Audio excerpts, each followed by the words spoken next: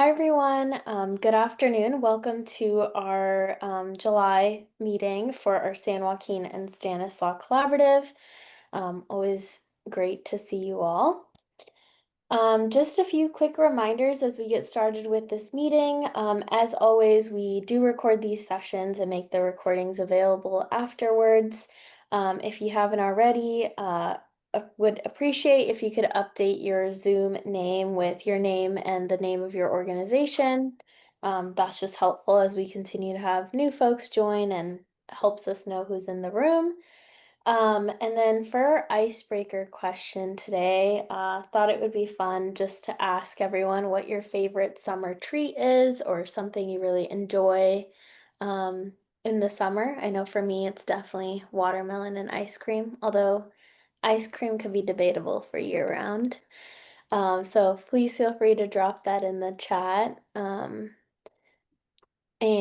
as always, encourage you all to listen and engage. Use the chat function as you ask questions, as well as feel free to unmute as well.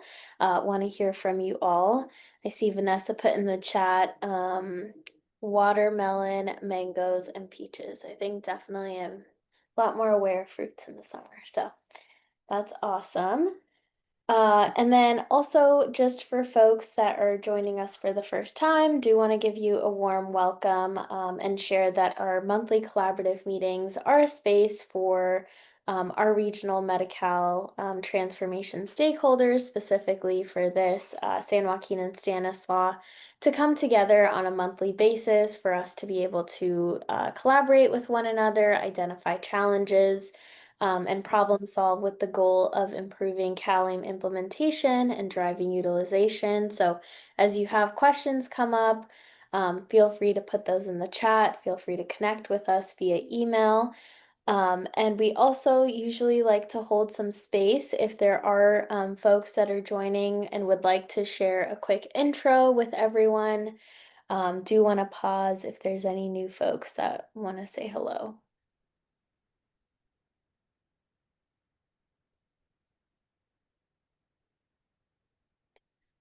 Right, not seeing anyone. But if not, you can always put an intro in the chat as well. Okay, so here is today's agenda. So after we review the session objectives, per usual, we'll take some time to go through some general updates and information sharing. So we have some policy updates and general information that we want to share from DHCS. We'll also hold space for the MCPs to share out any updates. And then we're also going to be having a provider spotlight from Modesto Gospel Mission. And then we will hold space for regional spotlights if you all have any announcements that you would like to share with the group. And then similar to the last session, we are gonna have breakouts. So depending on what your interest is in, you can join the transitional grant and closed loop referral breakout, or if you're interested in informing some of our planning for our upcoming in-person session, you can join that breakout. And then we'll close out with some next steps. So we'll share more information about our upcoming in-person session that's going to be in August, as well as the registration link. And then share information about our upcoming office hours this week. For our objectives today, we want to review important statewide DHCS policy updates, MCP updates, as well as share resources with one another. We'll engage in a provider spotlight to identify regional partners and learn about their successes, best practices, lessons learned, as well as the referral process. And then we'll participate in breakout rooms to plan for the August in-person session, as well as address questions around transitional rent and closed loop referrals. So moving on to the update section, wanted to start off by talking about the recent bill that was signed, HR 1, which is the federal budget reconciliation bill. I know it's all over the news, and this does have several impacts and has cut or reduced funding for Medi-Cal, CalFresh, and other safety net programs. Wanted to share from DHCS perspective that they have also sent out communication about the risks that this bill poses to many essential services that do support the health, stability, and economic security for families and communities across California. DHCS has shared that it's reviewing the impacts of these changes and hopes to provide more information and direction as it becomes available. Um, so we'll continue to also share out information as that comes along, but I think we also wanted to take this as a second to kind of pause and just hear from you all how your organization might be or is being effective, or just see if folks have any resources that they want to share. I know there's a lot within this bill, and a lot of us are trying to make sense of everything. So just wanted to pause if folks want to share any thoughts, reflections, or resources. You're welcome to put those in the chat or just unmute and share those.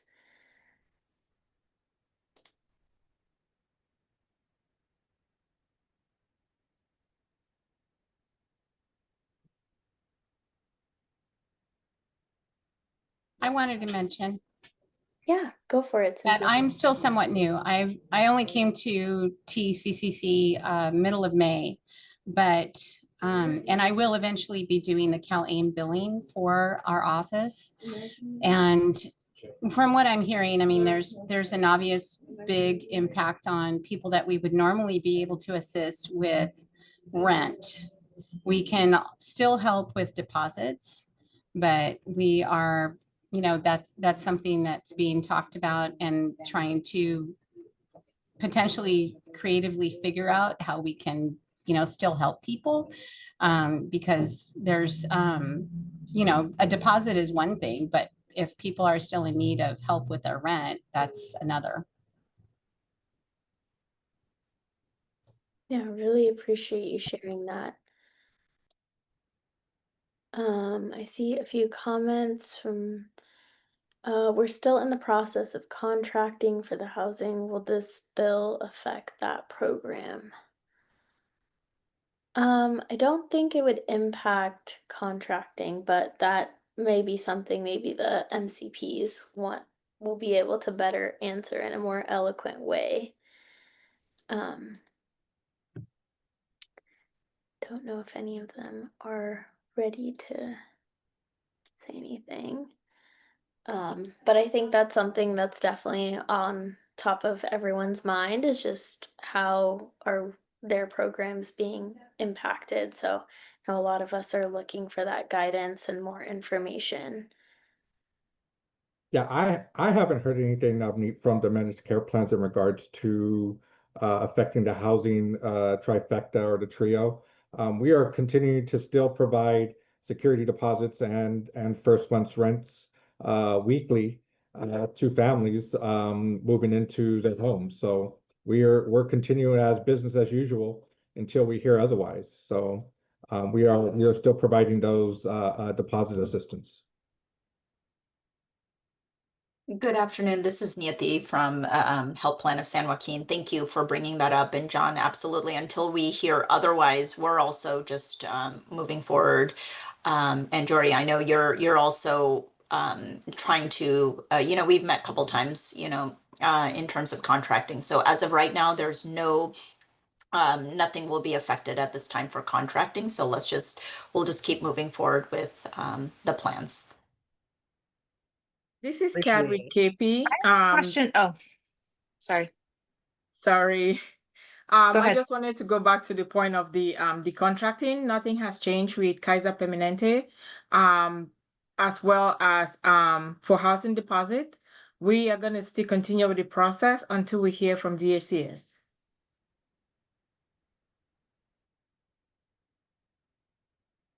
I just wanted to clarify, John, because we were under the impression that we could no longer do first month's rent with our housing deposits as of July 1, under the community support. So I just want to clarify. I don't know, Yeti, if you can help with that, but like we were told we can only do security deposits, no more first month's rent.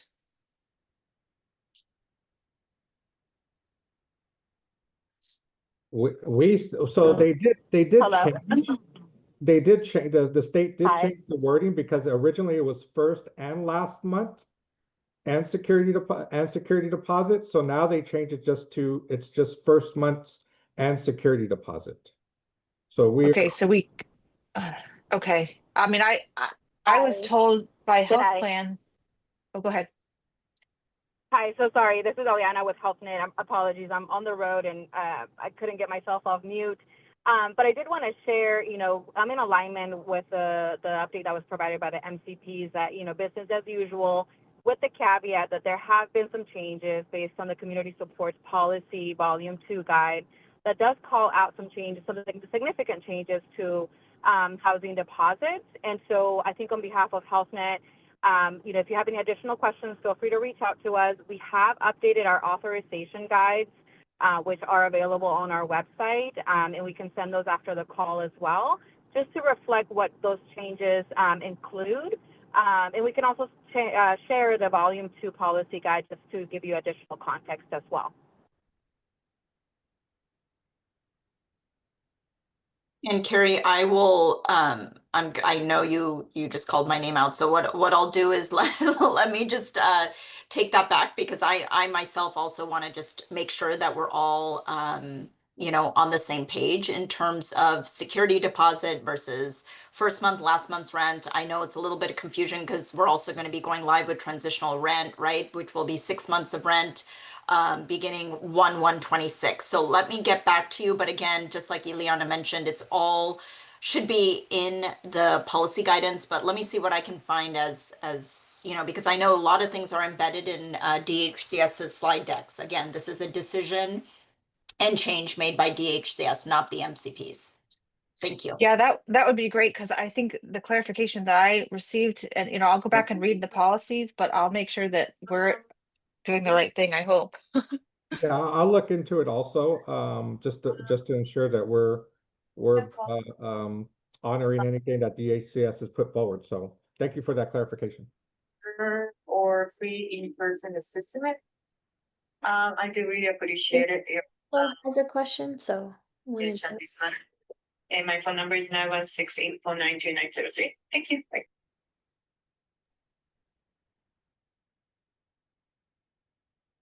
Casey, do you still have a question?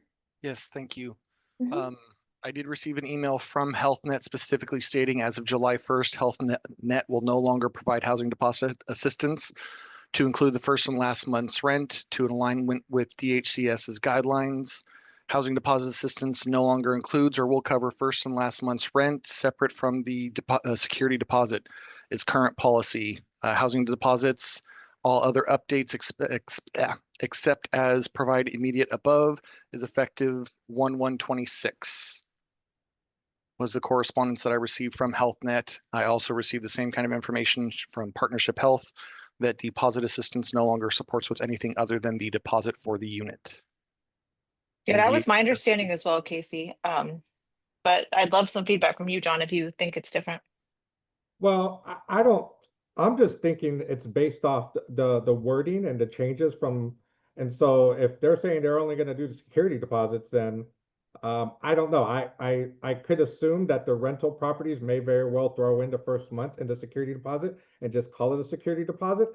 It's, there's lots of, I have no idea. My question to Nieti and Ileana, are there still the cap limits of 5,000 and 6,000? Has any changes to that happened? That hasn't changed as far as I know, but. Yeah, on behalf of HealthNet, there's no change to the cap, just to the. Okay. As Casey called that out, that's the, I think what was sent to all of our community support providers and ECM providers for awareness. And again, it's also noted in our authorization guides on our website.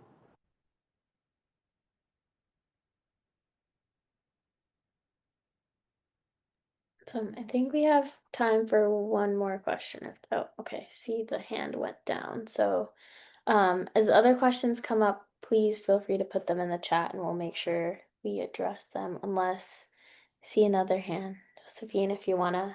Really quick, these were all changes applied back on April 2024. 5, right? This is like based upon a guidance that was released in April. So just wanted to kind of give you guys just, you know, transparency that, that's when the guidance changed, and then there were those few updates. And I can send you some slides that I looked at from DHCS if that will help clarify the changes if needed. Yeah, and I know we also presented on some like high level slides of some of the changes. So if it's helpful to resend those slides, we can include that in our communications, because I know not everyone was at the May in person. So we'll continue moving forward with the slides.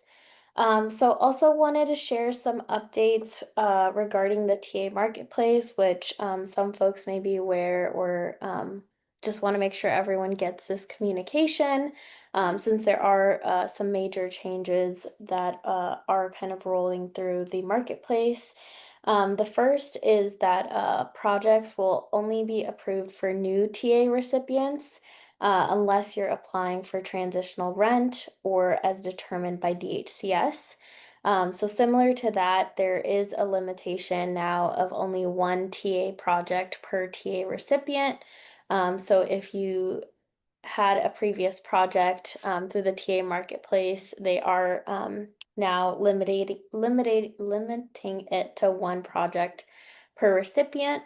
Another change, or something that they are asking for moving forward, is for TA recipients that aren't contracted yet with a managed care plan for ECM and or community supports will be required to provide rationale on how the proposed project will support contracting efforts. Moving forward, TA projects can't exceed more than 150K, and projects must be completed within 1 year. And these updates are effective immediately for any TA project that's not approved. So if there are projects still in the pipeline that you're waiting on approval for, these would be applied to those as well. And part of the reason for this is because of budgetary constraints and the demand for the TA marketplace. So these adjustments have been made to make sure that the remaining funds are spent as equitably as they can be. Another update that we wanted to share was around DHCS. They posted some frequently asked questions around Medi-Cal eligibility. That includes immigrant Medi-Cal eligibility. So we encourage you all to check those out if you have specific questions. If your question isn't addressed in that section, you can also contact your local county office or email the Medi-Cal support. And then also, I think we've shared this before, but in recent reports, there were concerns raised that federal agencies were using Medi-Cal data, including personal data of 15 million Californians that are covered by Medi-Cal. So just wanted to share that statement and DHCS commitment around protecting the privacy and well-being of all Medi-Cal members. And I believe we've dropped the slide deck in the chat, so all of these links are also available through there. We also wanted to share a resource that we recently learned about, which is a CHW Learning Hub, which was launched by El Sol. This is a free website that was created to support community health workers. The website aims to provide capacity building resources, tools, and forums where CHWs can connect and share resources with one another. And I checked it out a little bit. I highly encourage you all to check it out. I think there are a lot of good resources there, as well as different interactive games and stuff. So folks can do some of that learning and information sharing. And I know they're building out more components of that. So just wanted to share that as a resource. And I see the chats are going off, so I will check those out as we get the chance. Also wanted to share that DHCS did publish earlier this month the latest quarterly report on ECM and community supports implementation. The data that they shared does cover the last quarter of last year. And some of the highlights you can see on the screen that we wanted to point out were since the launch of ECM, more than 326,000 Medi-Cal members have received the ECM benefit. For community supports, the data shows that the most utilized community support services was definitely medically tailored meals and medically supportive food, as well as the housing trio. In the last quarter of 2024, nearly 150,000 members received ECM services, including more than 31,000 children and youth, which is 4 times the amount of services that were used in mid-2023, which is a huge win. So just wanted to take the moment to celebrate that. And as of December of last year, more than 368,000 Medi-Cal members have access ECM and community supports, with more than 920,000 total services delivered to address key needs like housing and nutrition. So that report is linked in the deck, and highly encourage you all to take a look at that as well.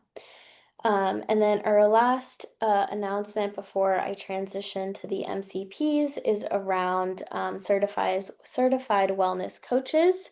So on June 24th, HCI did announce that the Center for Medicare and Medicaid Services did approve California's state plan amendment, which essentially allows certified wellness coaches to be eligible for Medi-Cal reimbursement through Medi-Cal. And then there is also a LinkedIn group that that they've also shared where current certified wellness coaches can join just to stay informed as well as connect with potential employers. And then HCI is working closely with various partners just to clarify around the state plan amendment approval, and we'll share additional guidance with employers soon.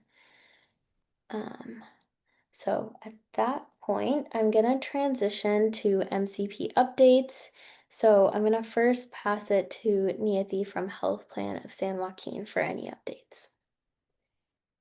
Hi there, everybody. Good to see everyone again. Thank you all for joining for this collaborative, and thank you, Navneet.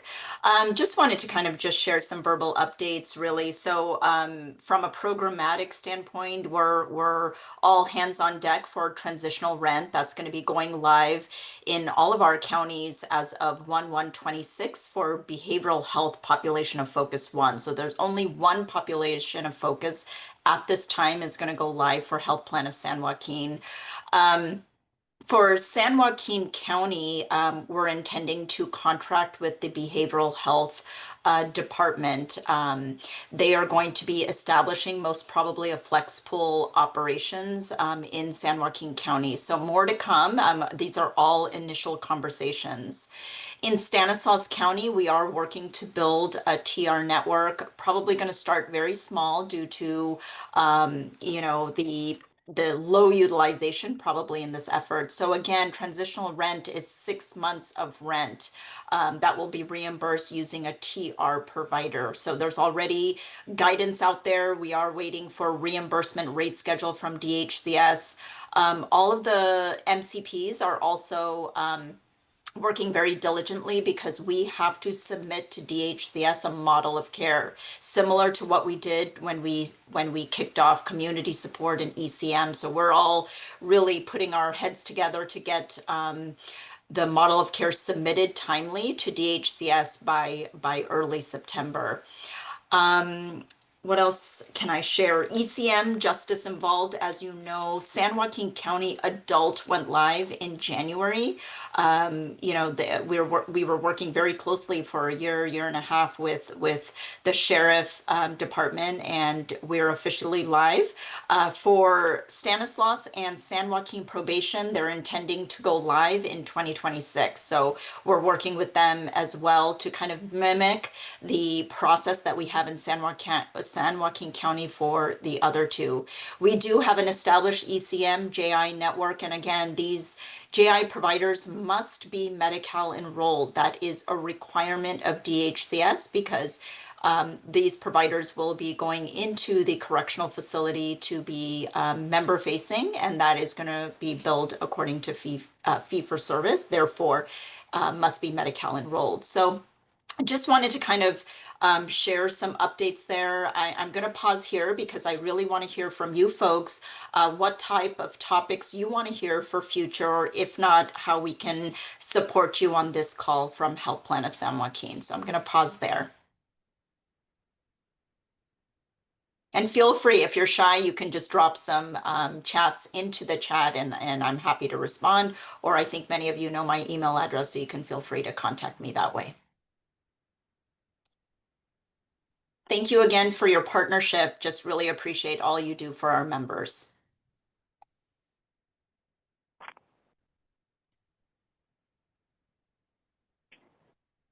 Thank you, Nayeli. I think I can go next. This is Eliana with HealthNet. I think you did a great job kind of wrapping up some of the work that we're doing in both counties. I think it speaks to the level of collaboration and partnership that the MCPs have around, you know, lifting the JI network and the JI services with the correctional facilities as well as transitional rent. So no other particular updates on my behalf outside of, again, just calling out some of the resources that have been updated on our website. I will share the link with this team after this call so that way you can take a look at some of the resources that we have for our CalAIM providers, including our authorization guides that have been updated to align with the new policy guides. So I'll leave it open to any questions from the team. If not, feel free to always email me with any questions.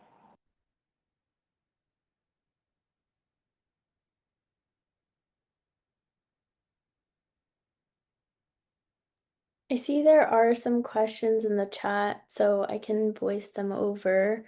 I see Nancy asked if there was any update on the assisted living transition. Not sure, Nancy, if you want to add any more context to that. And there was also a question from Vanessa. Are there any resources available that we can look over to prepare for the JI population of focus? I see Niyathi added a comment. From James, I see, do transitional residencies need to be contracted with MCPs for behavioral health transitional rent that starts in January?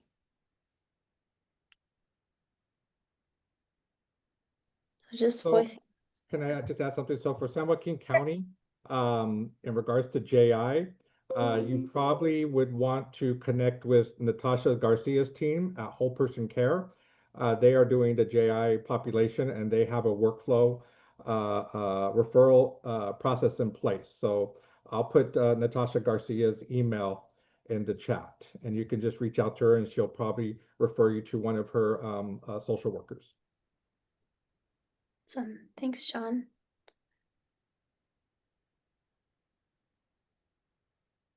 I see some of the questions are getting answered through chat, so please feel free to continue to drop any questions that come up. And I will now pass it to Kat for KP updates. Hi, everyone. Do you have this slide? Thank you so very much. Good afternoon, everyone. Actually, next slide, please. For July, Kaiser actually updated their referral form, the authorization form, that breaks it down in the ECM as well as CS services to make it easy for the referral process, as well as collection of information and speeding up authorization. Next slide, please. As you can see, the forms were actually the most highlighted I want to show is on section A. It actually brings out the the section where the referral is coming from. That is very, very important so that we know who is sending in the referral. We have two key points that we have to note. If it's coming from Kaiser, we can proceed with the referral, but if it's coming from another health plan, then we have to stop and then send it to the health plan that is referring the member. And then the other section that I want to highlight is actually the contact for the member. It actually on this referral form, it shows another section where the member information is very important. We have to complete that information because sometimes when the forms comes in, that information is missing, as well as the caregiver information. We really want to collect that caregiver that is taking care of the member at home. The other thing that we wanted to see is on this form is actually the if the member is enrolled in any of the ECM services. So that is the reason why these forms were updated. Next slide, please. For the community services, I am really excited because we have the housing trio, and these forms, they actually put them in groups so that everything housing is going to be on one form, make it easy for the referral process as well as authorization. And also the you could see the day habilitation was actually added to this form, recuperative care as well as short-term post-hospitalization housing. So all the housing activities is actually on one referral form that make it easy for providers as well as the authorization process. Next slide, please. This actually it's more of the keeping members at home. This section, it actually spells out what falls in this authorization form as well, this referral form as well. So it's easy to digest and easy to follow through, make it easy for us to complete as well as sending it to the referral line. Next slide, please. On this slide is just submitting the referral form. Kaiser has a no wrong door approach. So same thing that we've been speaking for the past couple of months. You can either use phone, email, or fax. It will go directly to the referral site. So the numbers are here on this form, as well as I'm actually going to put a link to those forms that I talked about after my presentation. So it's easy for you to download as well as use it when you're referring a member. Next slide, please. The other thing that I wanted to talk about is the transitional rent program, the criteria as well as who qualifies. This slide actually talks about Kaiser is going to be able to pay the 6 months that we are already familiar with. And in the population, if you have these members that falls within this population, the clinical high risk factors, experiencing or at risk of homelessness, or either they were in institution or transitioning out of institution, these are the people that qualify for the transitional rent program. Next slide, please. And this is actually going to show you the breakdown of who actually, the population, that the eligibility criteria for this transitional rent. For the clinical risk, I'm not going to be reading off the slide. You can definitely notice the 3 population that actually qualified for this, as well as if they don't fall within the clinical risk, they fall under the social risk factor, or they are actually in the third category where it's specified transitioning criteria, which is either transitioning out of institution or congregational residential settings, and then transitioning out of incarceration and all the transitioning aspect. Next slide, please.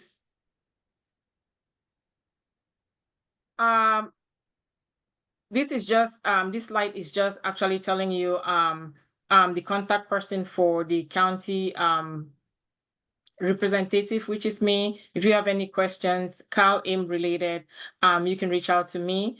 And all of these, the slide that I already shared is gonna be in the forms that NAFNID is gonna be sharing with everyone. Thank you all so very much. I'm gonna leave it in if you have any questions. Were there any questions before we move forward for any of the MCPs?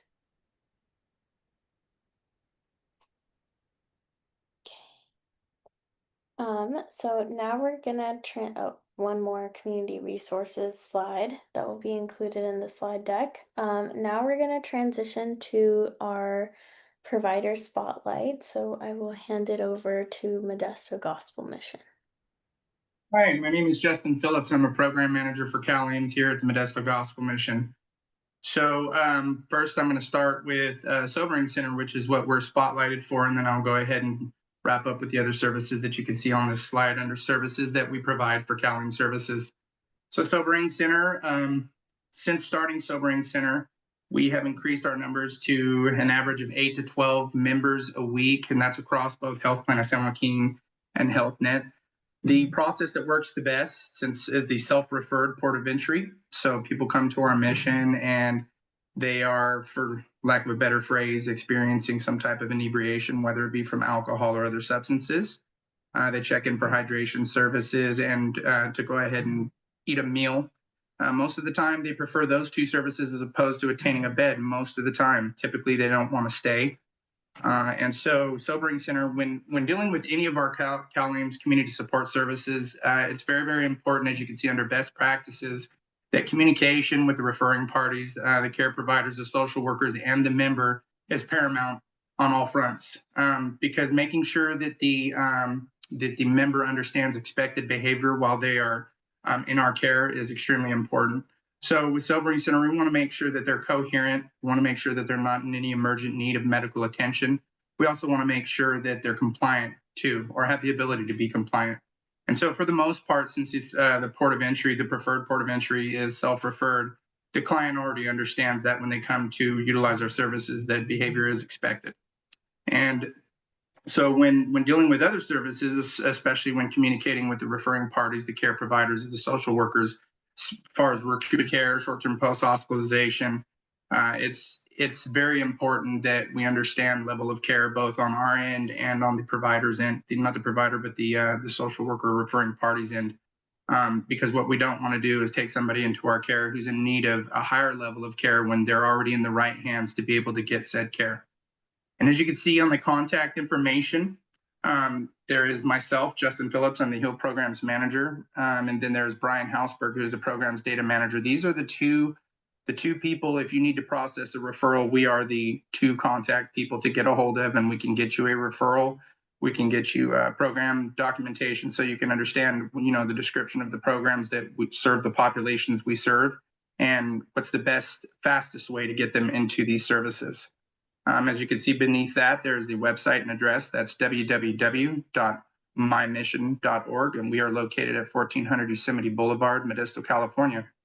Challenges. At this time, we don't have any challenges.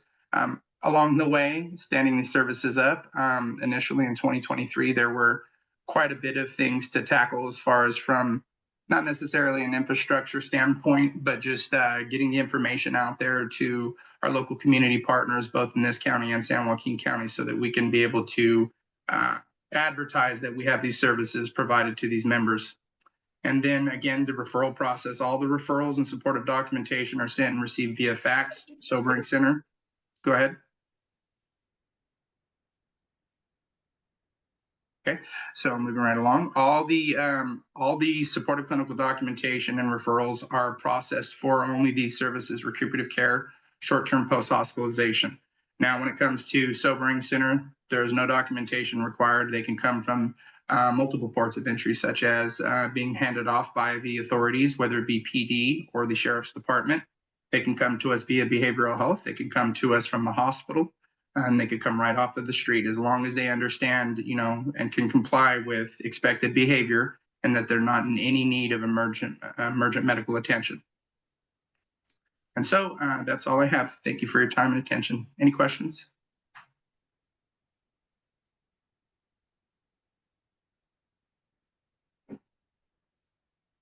Great. Back over to you, Navneet. Thank you. Thank you so much, Justin. Okay, so now we're just gonna hold some space if anyone wants to share any updates or announcements of any meetings or any recent successes that your organization's experienced. This would be your time to share it.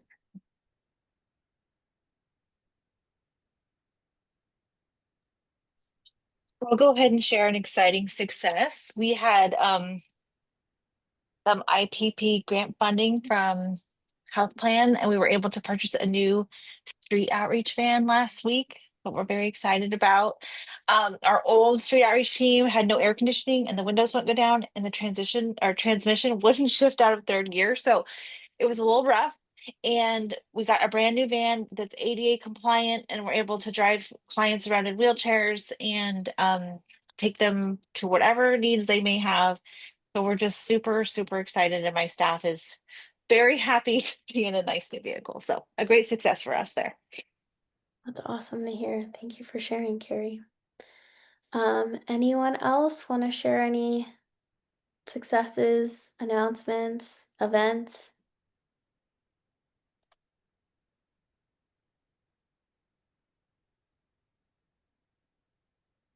Right. So now we'll move on to our breakout room. So I'm just going to quickly go through some instructions of what to expect, as well as what each breakout room will kind of cover. And then folks will have the opportunity to choose which room you would like to go into. So moving along, so for the breakout rooms, the first room will be on transitional rent and closed loop referrals. I know I had done some outreach to folks to get specific questions, but we didn't get too many that came through. So this would just be an opportunity for you to ask any questions that you have. And then the second room will be on the in-person session planning. So we have some questions that we would love to get your input on as we continue to work towards planning for that session. So when we do open the breakout rooms, we'll ask you to choose either room 1 or room 2. And then we'll have facilitators for each room. So I'll be the facilitator for the in-person session planning breakout room. And then John and Ileana will be co-facilitating the transitional rent and closed loop referrals Q&A. And then we also ask that folks assign a note taker who can capture key points, and I will ask the note taker to share those notes with me. So just a reminder to our facilitators to make sure that we figure out who will be the note taker, as well as for folks to select one reporter who will share out insights, share out major highlights during the report out. So we'll have about 15 minutes in the breakout rooms, and then we'll do a 5-minute report out. So for the transitional rent and closed loop referrals, this is going to be more so an open discussion with the MCPs, just to hear what your questions are around transitional rent and closed loop referrals, as well as maybe some discussion around what it would look like if you're interested in being a transitional rent provider. And then for the in-person session breakout room, we'll share some of the high-level agenda topics that we're considering for the session, but also want to hear from you. We are planning to do some panels. We'll have one focused on children and youth and one on JI. So would like to use this as an opportunity to hear what questions you have that we can address through the panel, as well as I know generally we'll also hold space if there are questions that you have for the MCPs. It's always helpful for us to identify those questions ahead of time, just so we can make sure we do outreach to the right department and get your answers. As well as want to hear from you what types of networking activities you enjoy the most, or if there are any that you recommend. We try our best to include as many as we can because we know you all love to network with one another and use that as an opportunity to connect. So those are the 2 breakout rooms. I'm going to stop sharing and open the rooms, or I think they should be open actually. Some people might have already joined. If you are having trouble with joining the breakout rooms, you can ask Melissa, who's helping just monitor if anyone's having any issues. But you should be able to select which room you would like, and I'm going to jump to the other room. So I will see everyone back in 15 minutes, and I will make sure to give a few minute heads up before we close the room so no one gets cut off. I think everyone should be. Always too short, Navneet. What happened? I said it's always too short. I'm sure it is. Yes, I'm sure we could use a lot more time. Is everyone back? Let me just double check that no one's still in the breakout rooms. I think everyone should be back.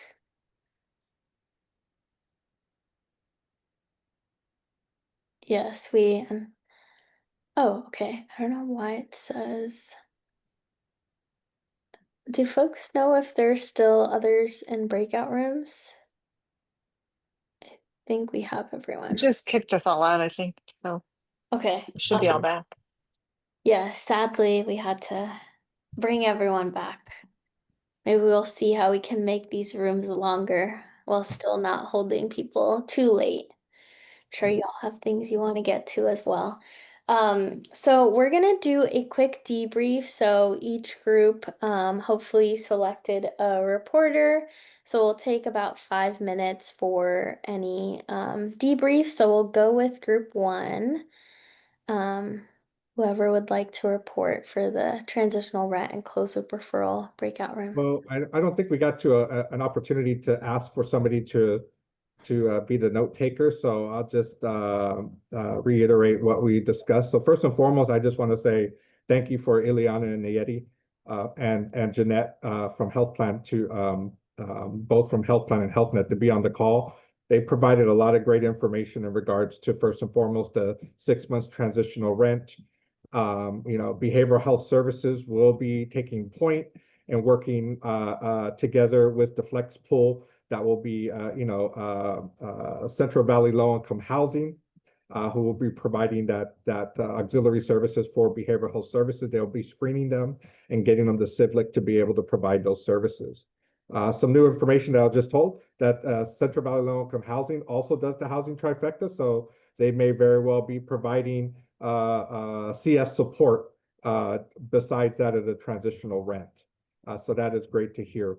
But there's more to come. They're still putting the workflows together, behavioral health services and Central Valley Low Income Housing. So that won't, once that comes into play, we'll probably get Central Valley Low Income Housing or somebody from behavioral health services to be on the CPI call to discuss the workflow process and the referral process.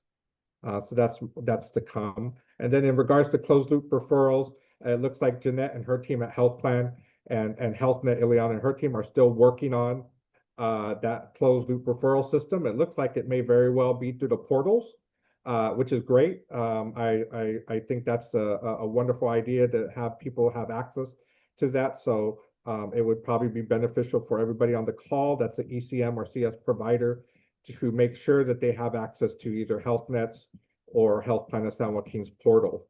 It just makes your job a lot easier, especially working and being able to get authorizations put in and being able to look up a client's history. So that was the discussion that we had. Awesome. Thanks, John. Appreciate the report out and saw Casey's comment, so now I feel extra bad. But okay, so now we're gonna move to group 2 for our report out. Okay. So a few things we did touch on, the youth, children and youth, and the services that are provided to them. Just getting a better understanding of the demographics or the subgroups within that category, and what exactly makes them eligible, the age range, etc. Another part was the justice involved.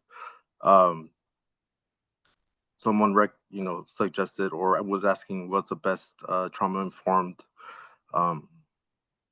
ways to connect with these individuals, how to network with other providers to provide them with the best outcome and not really push these individuals away because they can be, stigma can have a definite negative effect on the process.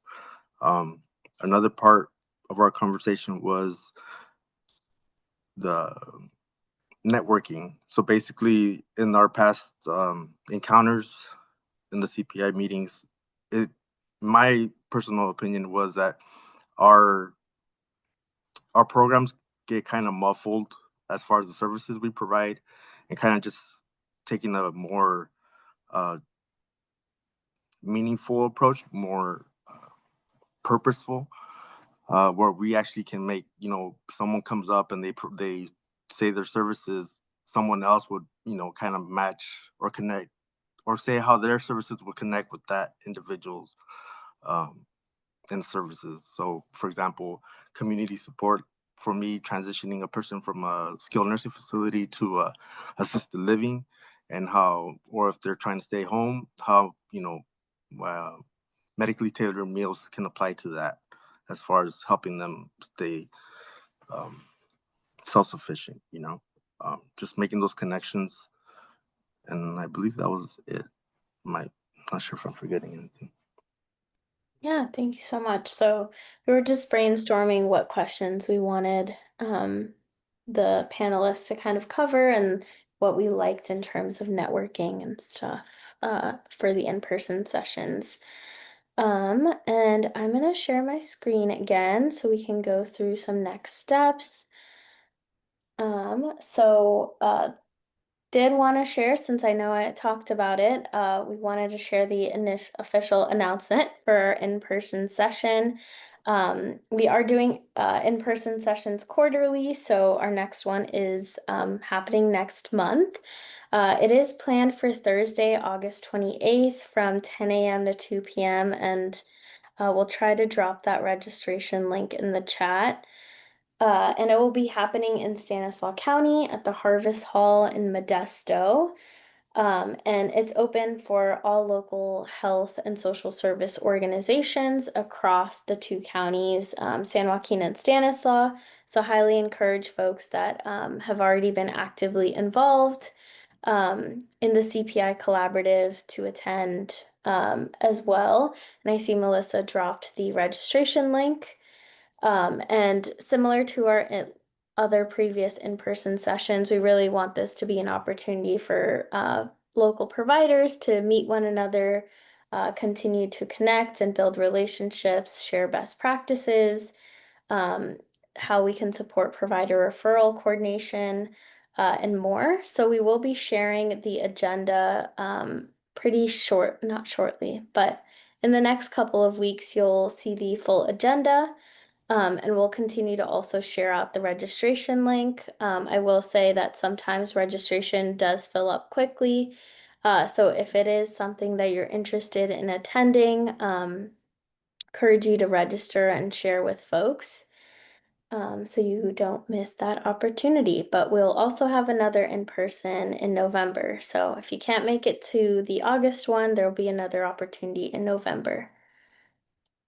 And then lastly, to wrap up with some next steps, we do have office hours that are happening this Thursday on July 24th from 10 a.m. to 10:45. We're going to be talking about data exchange, specifically the data exchange framework and kind of how it relates to CalAIM. We'll have Blue Path Health, who is also another CPI facilitator, will be coming in and giving this presentation.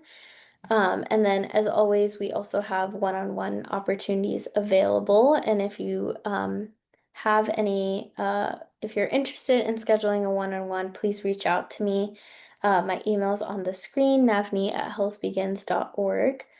And then two other quick announcements that aren't on the slide that we did want to make sure that we highlighted is one is around the calendar invites. We've noticed because of the amount of people on the calendar invite and a few issues with just Google Calendar in general, it's becoming, I think, more of a hassle than it's worth in terms of like sometimes folks are getting calendar invites like multiple times or they're getting uplifted again. And I know sometimes when we change around dates, it can get confusing. With our Zoom meetings, there you should be already getting a calendar invite hold when you register. So we are planning to just cancel those calendar invite holds. You should still have the calendar invite that you get when you register through Zoom, but we're just trying to streamline the process a little bit more and to hopefully save your inbox a little bit, as well as mine, because I get all those RSVPs from the 500 plus people on our listserv. So if there are any questions about that, please reach out to me. We'll also send a notice just through our communications. We aren't canceling our CPI meetings. It's just the calendar invite hold that came from my email. And then also in the slide deck that you'll see, we are keeping a running list of the provider spotlights as we go through them. So if you ever want to visit them or just get information on other orgs that have already presented, they have their contact information as well as other key highlights. So encourage you all to check that out. And we'll update it regularly each month as we do more provider spotlights. But with that, I do want to close this out for the day and say thank you. I hope you all have a great rest of your week. And if any questions or things come up, please feel free to reach out to me via email. Thank you, everyone. Thank you, everyone. Have a great day. Bye.